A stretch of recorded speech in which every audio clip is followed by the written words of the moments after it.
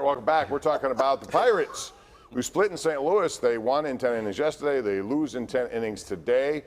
Colin, I want to ask you about the negotiations with Brian Reynolds. Sure. Because apparently he said, I need a deal by the beginning of the season or else he doesn't want to be distracted. Should the Pirates continue to try to work to get this done? The Steelers have that deadline. They're hard and fast with it. Do the Pirates need to be hard and fast? No. I don't know how much it's impacting them into the season. You know, it doesn't seem to be bothering them too much. They should try to. Although there is a serious question, and fans do not want to hear this.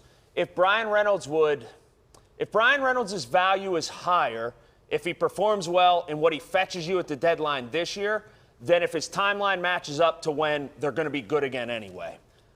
I think there's a question as to if it's the best baseball move. There truly is. Joe? Can't they just make the opt-out one more year? First of all, to answer your question, yes. Absolutely they should continue. The Steelers' rule for doing that is idiotic if the rationale is it's going to distract the player.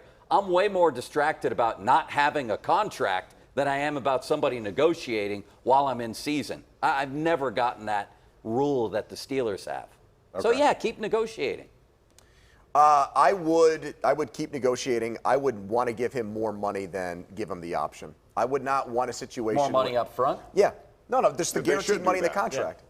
Yeah, I don't want to give somebody all of this potential money and all I'm getting back is an extra year if he wants to leave on his own.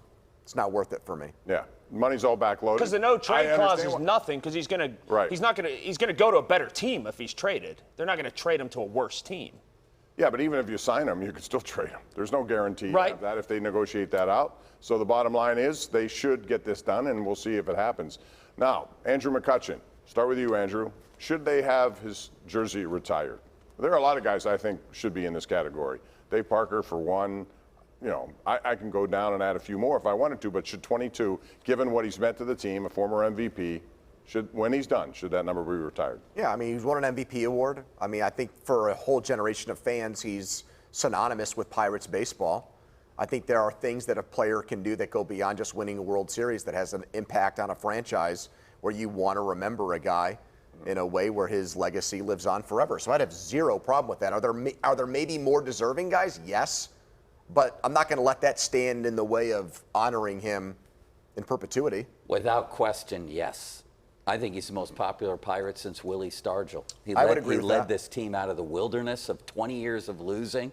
Like Andrew just said, there's an entire generation of fans that he introduced baseball to and many more generations that he brought baseball back to. Mm-hmm. He's an iconic figure, without question. I agree. I absolutely agree. They got this tomato can Billy Meyer they retired, who's his winning percentage is worse than John Russell's. I mean it. I swear. They called him Oscar Bob. Yeah, but no, his should be, and you know, in all honesty, they should also retire Dave Parker's before he dies. So can we just make one thing clear with McCutchen? Absolutely, Dave Parker. He should be in the Hall of Fame. McCutchen is going to be a borderline Hall of Fame numbers guy. He's shown in the first 20 games of the season that he was a good signing. That he's actually one of the better players. It was not just show up to this ballpark and give this guy a goodbye retirement. No, he's one of their best players. On Saturday, he could have, every ball he hit could have been his OPS is over 900. That's a great player right now.